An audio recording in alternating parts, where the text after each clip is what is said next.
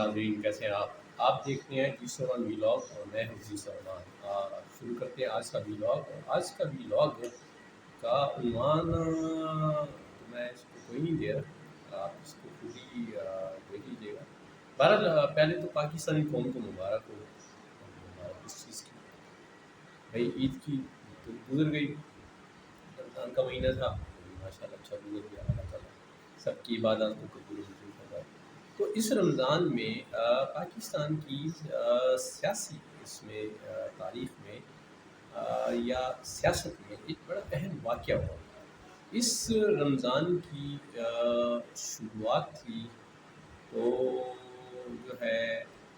تحریک اعتماد کا جو مسئلہ چل رہا تھا تو عمران خان کے خلاف تحریک اعتماد کامیاب ہو گئی اور عمران خان جو ہے گھر چلے گئے، لیکن وہ گھر نہیں گئے، وہ کوئی مطلب اس طرح گھر نہیں گئے کہ وہ جی گھر چلے گئے، وہ ابھی تک سیاسی طور پر بڑے علائم ہیں اور انہوں نے اس سلسلے میں عوام کو بڑا انگیج رکھا ہوا ہے، ڈیجیٹل میڈیا کے ذریعے، کچھ جلسوں کے ذریعے، اس میں پشاور، کراچی، لاہور،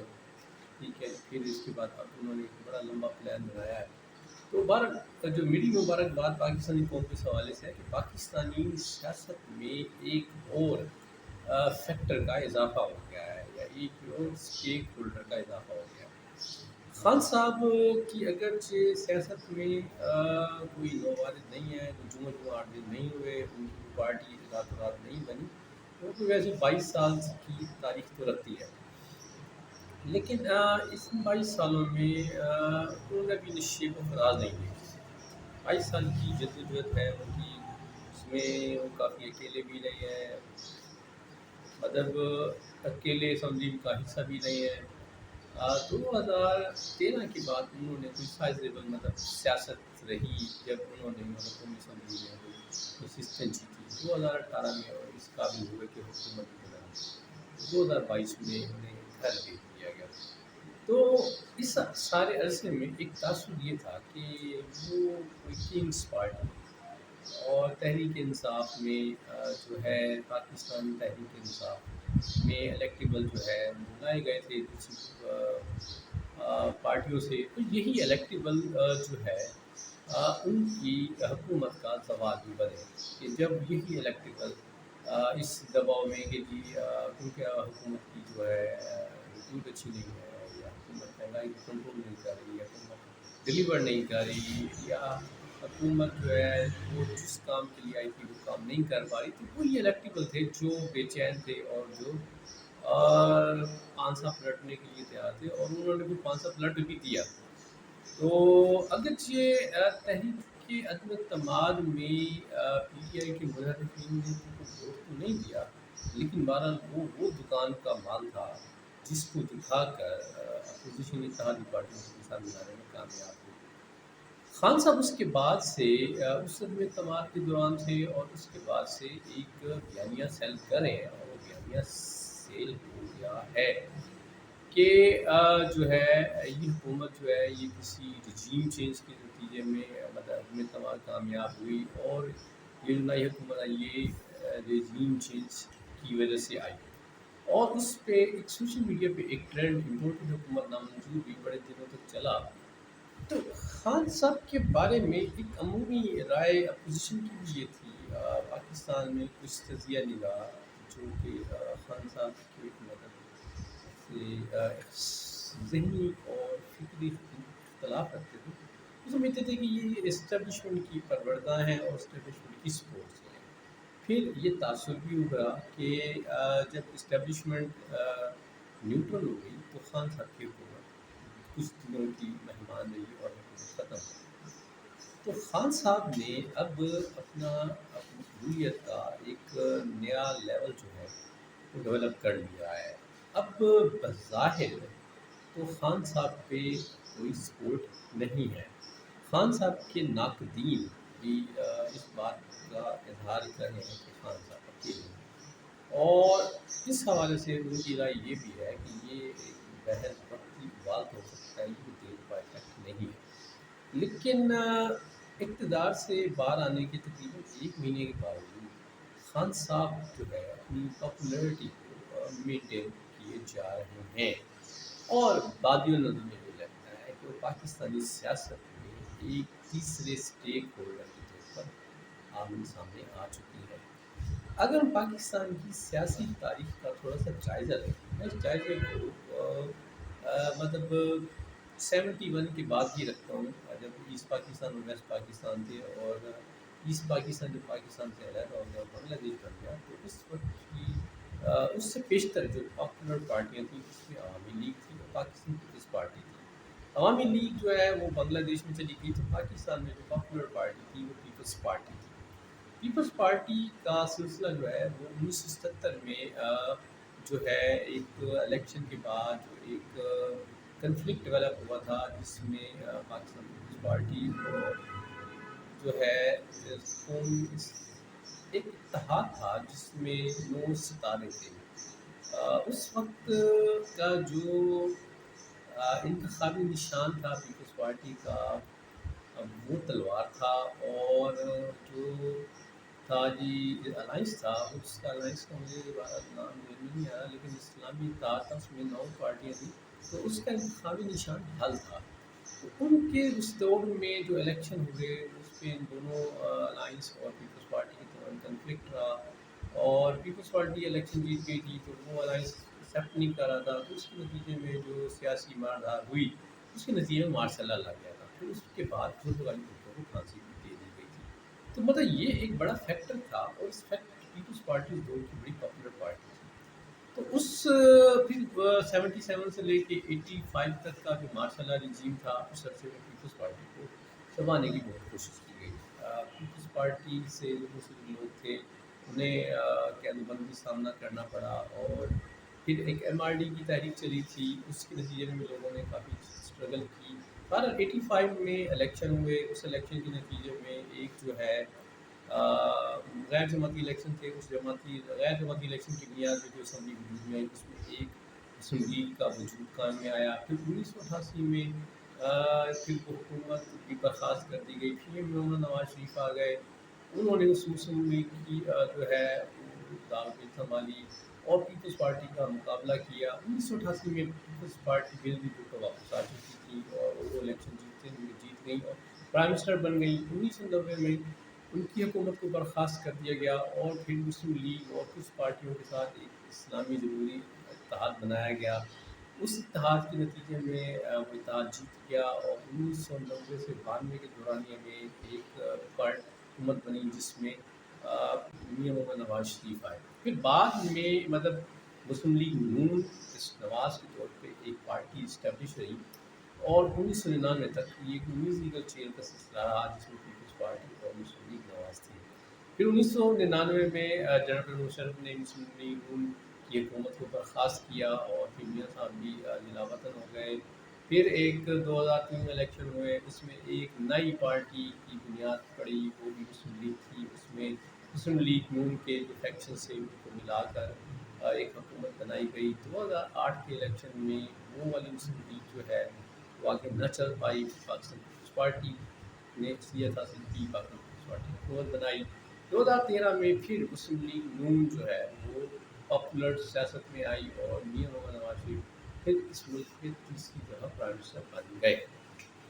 2017 میں میاں محمد نواز شریف جو ہے وہ نااہل قرار دیے پائے، اور اس کے بعد 2018 میں PTI،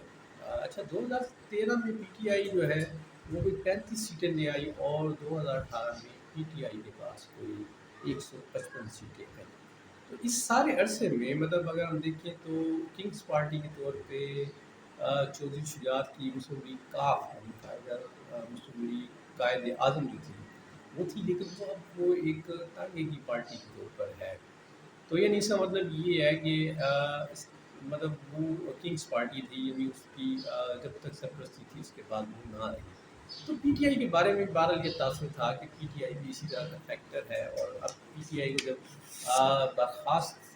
میں تماد لانے کی جو وجوہات یہ تھی کہ یہ پارٹی جو ہے مطلب آسانی سے ہو جائے گی اور وائپ آؤٹ ہو جائے گی، اور مسلم لیگ نون اور پیپلز پارٹی اور باقی جماعتوں کا جو الائنس ہے یہ ایک حکومت کا ایک اچھا کر لے گا۔ لیکن پچھلے ایک مہینے میں حکومت تو کہیں نظر نہیں آ رہی، کیونکہ پہلے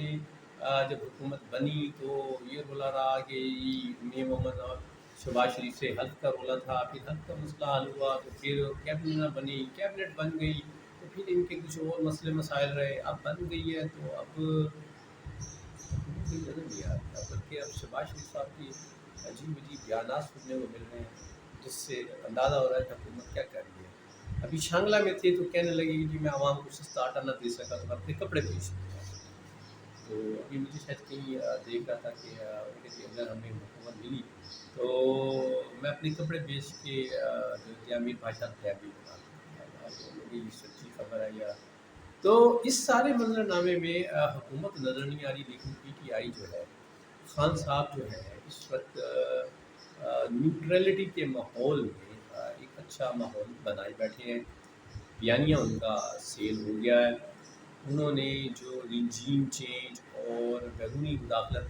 और साजिश की जो मतलब बयानिया जो बनाया था, वो बयानिया इस वक्त तक तकरीबन जो है पजीराई मिल रही है और वो अब नए इलेक्शन के लिए स्ट्रगल कर रहे हैं। तो इस सब सारी सूरत हाल में अब ये देखें कि पीटीआई जो है एक हकीकी तौर पर एक पाकिस्तानी सियासत का एक तीसरा बड़ा स्टेक होल्डर बनकर आ गई है। बल्कि अब अगर हम यूँ भी देखें कि पाकिस्तान पीपल्स पार्टी और मुस्लिम लीग नून के दरमियान पिछले दिनों एक बातचीत हुई जो बिलावल भुट्टो जरदारी लंदन तशरीफ ले गए थे और नवाज शरीफ के साथ 2-3 दफ़ा मुलाकात हुई, उसके नतीजे में एक कोई अलामिया भी जारी हुआ। बहरहाल अगर उस अलामिये को अगर हम कहें ओपन अल्फाज में तो बुनियादी तौर पर जमहूरियत बचाओ से ज़्यादा जो है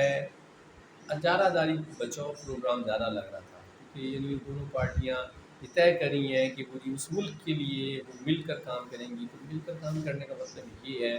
कि मिल बैठ कर खाएंगी। तो अभी भी अगर हम अब ये देखें कि वादियुल नज़र में रजीम चेंज का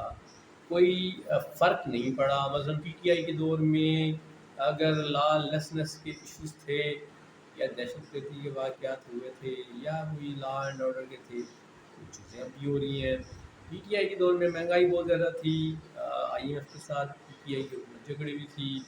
पेट्रोल बिजली और इस तरह की यूटिलिटीज़ की प्राइसेस बढ़ रही थी। तो अभी 1 महीने में बिजली की प्राइस बढ़ चुकी है, आईएमएफ के साथ भी हम नेगोशिएशन के लिए चले गए हैं। तो जिन इश्यूज़ को अपोजिशन कह रही थी कि ये गलत है, अब वही गलत चीज़ें ये रजीम ये कोलिजन गवर्नमेंट कर रही है। जिन चीज़ों के ऊपर उस वक्त के तालिमी रिजर्वेशन थी वो चीज़ें दोबारा हो रही हैं। तो ज़ाहिर ये तब्दीली जो है उसमें मतलब इक़्तिदार की शिरकत और बंदरबांट ये वाले मामलात ज़्यादा लग रहे हैं। अवामी इस मसला तो कोई एड्रेस होता नज़र नहीं आ रहा। और अभी भी ये मतलब पेट्रोलियम के बारे में क्योंकि उस पर सब्सिडी दे रही थी पिछली हुकूमत, तो नई हुकूमत का ये है कि वो इस पर सब्सिडी मज़ीद नहीं दे सकते। आईएमएफ का सबसे बड़ा दबाव भी है। तो इस सारे मंजरनामे में अब पेट्रोल की कीमत भी बढ़ने वाली है। एडिबल ऑयल की प्राइस के हवाले से जो कि ऑलरेडी इस वक्त एवर हाईएस्ट प्राइस पे बिक रहा है, तो इस पे भी ये सबसे बड़ा इस वक्त इशू है कि इंडोनेशिया और मलेशिया जो कि दुनिया की 50% एडिबल ऑयल की नीड को पाम ऑयल की नीड को पूरा कर रहे थे, उन्होंने एक्सपोर्ट पे बैन लगाने जा रहे हैं। जिसका नतीजा ये होगा कि पाम ऑयल की प्राइसेस जो है वो मज़ीद ऊपर जाएंगी। क्योंकि पाम ऑयल की प्राइसेस जाएंगी तो लेकिन जो बाकी एडिबल ऑयल हैं जो अगरचे इस मुल्क के अंदर भी पैदा होते हैं जैसे सरसों है और इसके अलावा कॉटन सीड है, तो उस पे भी क्योंकि कैनोला है तो क्योंकि उस पे भी डिमांड के हवाले से प्रेशर बढ़ेगा और अल्टीमेटली उसकी प्राइसेस बढ़ जाएंगी। तो इस हवाले से मतलब एक जो बड़ा चैलेंजिंग ईरा आ रहा है, तो इस ईरा में मतलब और इस वक्त सूरत हाल ये है कि हुकूमत जो है इतनी बड़ी पार्टियों के साथ होने के बावजूद तो सियासी इस्तेकाम जो है वो नज़र नहीं आ रहा। और इस सारे मंजरनामे में इमरान खान जो है वो एक बहुत बड़े स्टेक होल्डर के तौर पर सामने आ गए हैं और इस वक्त उनकी मकबूलियत का भारत सितारा अरूज पर है। अब इस पे मैं आज की इस व्लॉग को सिर्फ इस हद तक रखूँगा क्योंकि बात उस पे आएगी کہ جی وہ کہتے ہیں کہ جی عمران خان کا جو بیانیہ ہے وہ ایک انہوں نے اسٹوری کنپوکٹ کی ہے. یہ تو خیر اس کو تو چلو میں کیونکہ یہ ایک علیحدہ تفصیل میں جانے والی بات ہے، تو اس کو ہم سارا دیکھیں گے کہ یہ بیانیہ کیا ہے اور دوسری باتوں میں کیا ہے. لیکن بہرحال یہ بات تو یہ ہے کہ پی ٹی آئی جو ہے وہ ایک اسٹیک ہولڈر کے طور پر آ گئی ہے، کیونکہ پاکستان میں جو پارٹیاں ہیں یہ اسٹیک ہولڈر بھی ہیں، یہ ریاستیں بھی ہیں، یہ گدیاں بھی ہیں، اور یہ میراثیں بھی ہیں. تو پی ٹی آئی بھی اب اس میں اضافہ ہو گیا. پی ٹی آئی میں بھی بہرحال ابھی کچھ چیزوں کا کچھ چیزوں کی جو ہے کہ انگریڈینٹ وائز تھوڑا سا ڈفرینٹ ہے، تو یہ آنے والے دنوں میں مزید اس کے خد و خال مزید واضح ہو جائیں گے. لیکن بہرحال یہ تو بات طے ہے کہ پی ٹی آئی اس وقت جو ہے ایک اسٹیک ہولڈر بن گئی ہے. مطلب اکثر مبصرین کی رائے یہ ہے جی خان صاحب منتیں ترلے کر رہے ہیں، خان صاحب جو ہے کہ پاؤں کے نیچے زمین نہیں ہے، خان صاحب کی چیخیں نکل گئی ہیں. مطلب آپ اسے جو مرضی کہیں، بات یہ ہے کہ یہ حقیقت ہے کہ انہوں نے اپنی 3.5 سالہ حکومت کی جو پرفارمنس تھی اس کو سائڈ پر رکھ کر مقبولیت کا ایک نیا لیول ڈیولپ کر لیا ہے، اور پاکستان کی سیاست میں وہ ایک اسٹیک ہولڈر اور ایک گدی نشین کے طور پر اب آ گئے ہیں. تو یہ تھا آج کا ویلاگ. خوش رہیں بات.